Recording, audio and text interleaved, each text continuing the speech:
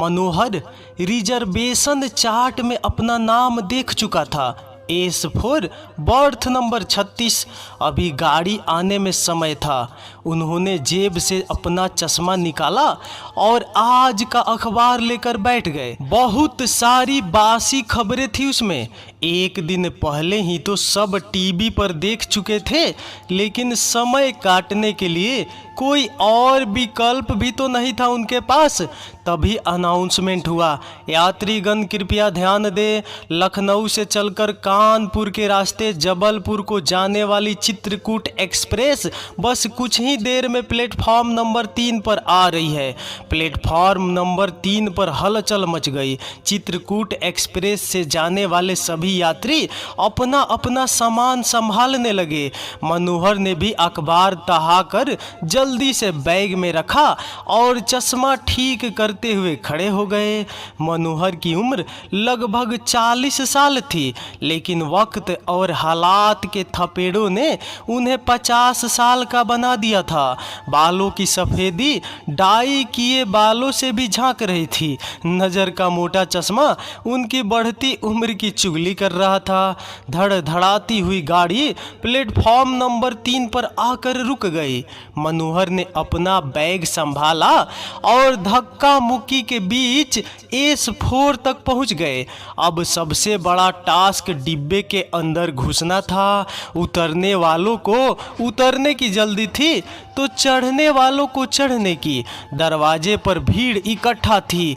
न तो उतरने वाले पीछे हट रहे थे और न ही चढ़ने वाले हटने को तैयार थे।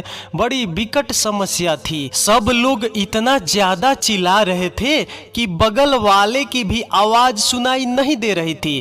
तभी बाहर से इतने जोर का धक्का आया कि मनोहर सहित ढेर सारे लोग डिब्बे के अंदर पहुंच चुके थे। मनोहर ने अपने आप को संभाला और गिरते पड़ते अपनी सीट पर पहुंच गया। उसने सबसे पहले अपनी तरफ की खिड़की खोली और अनियंत्रित हो चली सांस को नियंत्रित करने की कोशिश करने लगा। बाहर प्लेटफार्म का शोर ज्यों का त्यों था, लेकिन डिब्बे में भीड़ कुछ कम हो गई थी। मनोहर सीट पर अपना बिस्तर बिछाकर लेट गया। तभी उसे एक जानी पहचानी चार्ली सेंट की खुशबू का एहसास हुआ। मनोहर ने चादर से मुंह निकाला। उसकी नज़र सामने उठ गई। सामने वाली सीट पर एक महिला अपनी तरफ की खिड़की खोलने का प्रयास कर रही थी। उस महिला की पीठ मनोहर की तरफ थी, लेकिन वो खुशबू उन्हें अपनी तरफ खींच रही थी। दिमाग के चित्रपटल पर किसी की धुंधली तस्वीर एक आकार ले रही थी। तभी खिड़की खोलने में असफल वो महिला मनोहर की तरफ पलटी। उसने मदद की उम्मीद से बड़ी कातर दृष्टि से मनोहर की तरफ देखा। मनोहर को देखते ही उसके दिमाग में सोच के बादल मंडराने लगे और जैसे ही उसने मनोहर को पहचाना, उसके मुंह से निकला, मनु तुम। एक महिला के मुंह से अपना ये नाम सुनना उन्हें किसी की याद दिलाने के लिए काफ़ी था। वो एक झटके से 15 साल पीछे अपने कॉलेज में पहुंच गए, लेकिन तुरंत ही यथार्थ के धरातल पर वापस भी आ गए। जहां उनके सामने शोभा खड़ी थी, वो झट से उठकर बैठ गए। उन्हें विश्वास ही नहीं हो रहा था कि उनके सामने शोभा खड़ी है। वो शोभा जो 15 साल पहले उसका प्यार थी, उसकी जिंदगी थी, और अपनी इस जिंदगी से वो हाथ छुड़ाकर चला आया था, छोड़ आया था अकेला उसे उसके हाल पर। आज वही शोभा, वही अधूरी जिंदगी उसके सामने खड़ी थी। उसके मुंह से आवाज नहीं निकल रही थी।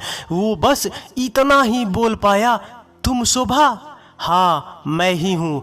ये कैसा इत्तेफाक है, आज इतने सालों बाद हम यहाँ इस तरह मिले।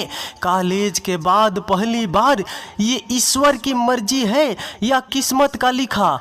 मैं तो तुम्हें कभी देखने की उम्मीद भी छोड़ चुकी थी मनु। मैंने तुम्हारा बहुत इंतजार किया। शोभा की आवाज़ कांप रही थी, खुद को संयत करने की कोशिश कर रही थी वो। उसकी आंखों में खुशी और दुख दोनों का का मिश्रण था। वो सीट पर बैठ गई, सिर पीछे टिका लिया। उसकी आंखों में नमी तैर रही थी। उसको गर्मी का एहसास हुआ तो उसने धीरे से मनोहर को खिड़की खोलने के लिए कहा। मनोहर अपनी सीट से उठा और शोभा की तरफ की खिड़की खोलने की कोशिश करने लगे। इस वक्त वो शोभा के इतने करीब था जहां शोभा हाथ बढ़ाकर उन्हें अपनी बाहों में ले सकती थी। जैसे कॉलेज में छुट्टियों के बाद मनोहर को देखते ही अपनी बाहें फैला दिया करती थी और मनोहर उन बाहों में समा जाता था। मनोहर भी अपनी पीठ पर शोभा की सांसों की गर्मी को साफ महसूस कर रहा था। तभी एक झटके से खिड़की खुल गई। एक ठंडी हवा का झोंका दोनों के गालों को सहला गया। मनोहर चुपचाप आकर अपने सीट पर बैठ गया। दोनों शांत थे। ट्रेन चल दी, लेकिन दोनों ही यादों की एक दूसरी ट्रेन में सवार हो गए। दोनों की यादों की ट्रेन एक थी, एक ही सफर था, लेकिन मंजिल अलग अलग थी। कॉलेज का पहला दिन था। सभी नए छात्र छात्राएं बड़े ही उत्साहित नजर आ रहे थे। मनोहर अपने दोस्तों के साथ क्लास के बाहर खड़ा था। तभी उसकी नज़र एक लड़की पर पड़ी। उसका रंग जरूर सांवला था, लेकिन बड़ी बड़ी आंखें, सुतवा नाक और पतले पतले होठ, कमर तक लहराते बाल और चार्ली सेंट की खुशबू किसी भी लड़के के दिल की घंटी बजाने के लिए काफ़ी थे। मनोहर को बहुत भा गई वो लड़की। पहली नज़र में दिल ही दे बैठा उसे, लेकिन वो कोई दिल फेंक आशिक नहीं था जो झट से उसके सामने जाता और 3 जादुई शब्द बोल देता। वो तो अपनी मोहब्बत को उसको महसूस कराना चाहता था और उसकी मोहब्बत को खुद में महसूस करना चाहता था। एक दिन लाइब्रेरी में उसकी मुलाकात उस लड़की से हो गई। यही पहली मुलाकात पहले दोस्ती और फिर प्यार के हंसी सफ़र में बदल गई। एक ऐसा सफ़र जिसका न आरंभ पता होता न अंत। बस एक दूसरे का साथ हो तो ये अंतहीन सफ़र दिल को बहुत सुकून देता है। प्यारा सा नाम बताया उसने अपना, शोभा, लेकिन शोभा को मनोहर नाम अटपटा लगा। उसने तपाक से कह दिया, देखो मनोहर, मैं तुम्हें मनु नाम से बुलाऊंगी, मंजूर हो तो बोलो। मनोहर मुस्कुरा दिया और शोभा हंस पड़ी। इस तरह हंसते मुस्कुराते वो कब एक दूसरे से प्यार करने लगे और कब एक दूसरे का हाथ थामे प्यार की राह पर चल पड़े, वो जान ही न पाए। उन्हें नहीं पता था उनके प्यार की मंजिल कहाँ है। वो तो बस 2 आज़ाद पंछी की तरह खुले आसमान में उड़ रहे थे। तभी गाड़ी एक झटके से रुक गई। शायद कोई स्टेशन आ गया था और दोनों यादों की ट्रेन से निकलकर वापस वहीं आ गए थे जहां से चलना आरंभ किया था। यादों से सजी हंसी मुलाकातें काफ़ी पीछे छूट चुकी थी। गाड़ी फिर चल पड़ी, लेकिन इस बार दोनों यहीं थे। वापस अपने यादों के शहर में नहीं जा पाए, क्योंकि अब वहाँ सिर्फ कड़वी यादें बची थी जिन्हें याद करने से दोनों कतरा रहे थे। शोभा ने चुप्पी तोड़ी। एक बात पूछूं? मनोहर बोला, पता है तुम क्या पूछना चाहती हो। मैं भी तुम्हें सब कुछ बताना चाहता हूँ। बहुत थक गया हूँ एक बोझ सीने पर लिए हुए। मनोहर की आवाज़ बहुत थकी सी लगी शोभा को। वो सवालिया निगाहों से मनोहर को देखने लगी। उसके बाद दोस्तों मनोहर अपना सब कुछ बताने लगा। पोस्ट ग्रेजुएशन के बाद जैसे हर लड़के की एक जिम्मेदारी होती है नौकरी करना, वैसे मेरी भी थी। पिताजी थे नहीं तो मेरी ये जिम्मेदारी और बढ़ गई। माँ ने बड़ी मेहनत करके मुझे और मेरी दोनों छोटी बहनों को पढ़ाया। हमने एक बहन की शादी में जो कर्ज लिया था उसका ब्याज सुरसा के मुंह की तरह बढ़ता जा रहा था। फिर एक स्थिति ऐसी आ गई जब ब्याज मूलधन से 2 गुना ज्यादा हो गया। घर का लगभग सभी सामान बिक गया। एक दिन कर्जदार घर आ गए। मैंने बहुत मुश्किल से 10 दिन का समय मांगा। मनोहर कुछ पल के लिए रुका, फिर आगे बोला, एक दिन एक नौकरी के सिलसिले में मैं लखनऊ गया।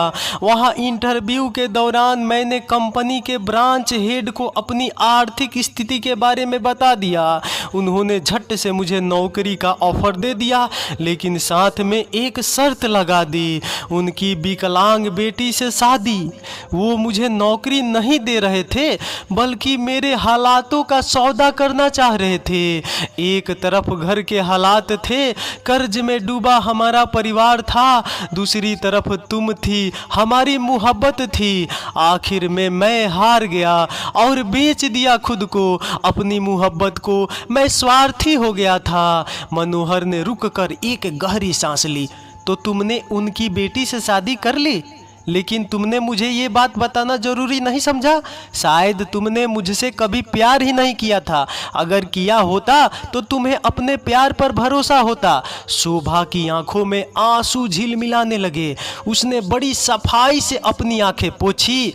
और तुम्हारे बच्चे? मनोहर बोला, बच्चे हुए ही नहीं। ना तो वो शारीरिक रूप से तैयार थी और ना ही मैं मानसिक रूप से। वैसे भी हमारा साथ मुश्किल से 2 साल का था। पूरे 2 साल भी नहीं हुए थे वो हमें छोड़कर चली गई। दूसरी बहन की भी शादी कर दी। कुछ साल पहले माँ भी चली गई। मैं अकेला हो गया और हमेशा के लिए लखनऊ में रह गया। मनोहर की आवाज़ जैसे गहरे कुएं से आ रही थी। गाड़ी की रफ्तार कुछ धीमी हो गई। कोई स्टेशन आने वाला था। तभी किसी ने कंपार्टमेंट की लाइट जला दी। शायद उन्हें आने वाले स्टेशन पर उतरना था। मनोहर ने गौर से शोभा को देखा। उसकी मांग में न तो सिंदूर था, न पैर में बिछवे, न माथे पर बिंदी थी और न ही हाथों में चूड़ियां। कुल मिलाकर शादी की कोई निशानी नहीं थी।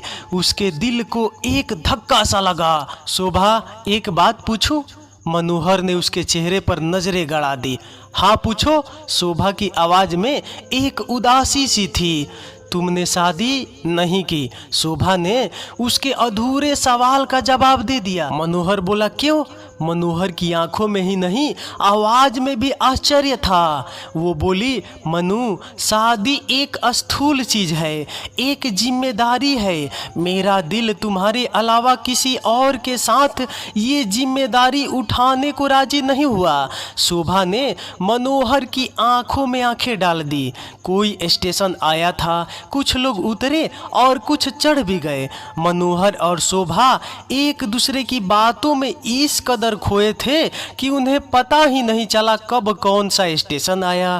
तभी एक लड़का मनोहर के पास आया और बोला, अंकल, ये मेरी सीट है। मनोहर बोला, अरे नहीं, 36 नंबर सीट मेरे नाम से रिजर्व है, कानपुर से सतना। वो लड़का ठहाका मार कर हंस पड़ा और हंसते हुए बोला, हेलो अंकल, कहाँ है आप? सतना निकल गया, मैहर से जबलपुर मेरा रिजर्वेशन है, ये देखिए टिकट।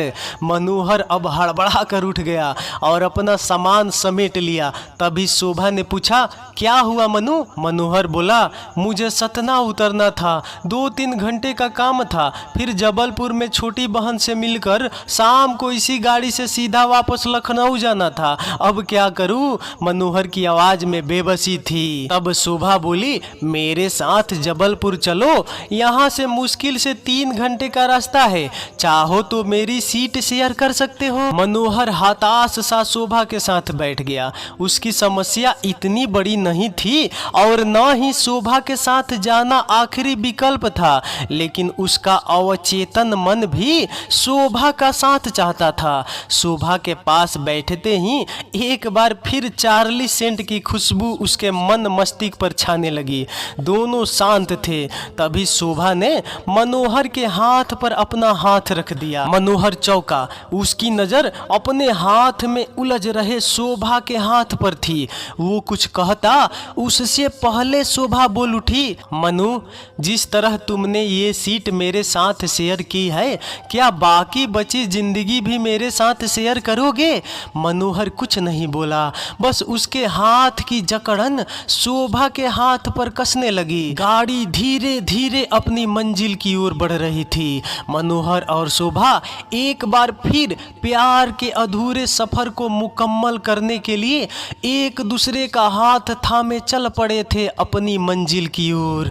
तो दोस्तों, ये कहानी आपको कैसी लगी? अगर अच्छी लगी तो यार एक लाइक ज़रूर कर दीजिएगा। तो चलिए अगले वीडियो मिलते हैं, तब तक नमस्कार।